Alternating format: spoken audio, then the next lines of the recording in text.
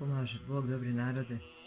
Imam jedan apel i poziv za sve ratne vojne veterane da se u što većem broju ujedinjeno rame uz rame pojave u 16 časova, znači 6.4. uoči Blagovesti je u pitanju naš jedan jedini grad Kruševac, Lazarevo carstvo, koje će tako i ostati i koje nećemo dati nikome.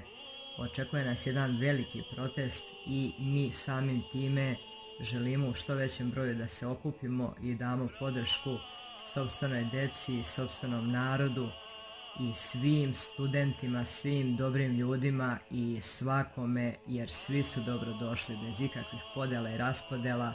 Znači dođite, apel i poziv ovim putem upućujem isključivo i najviše ratnim vojnim veteranima.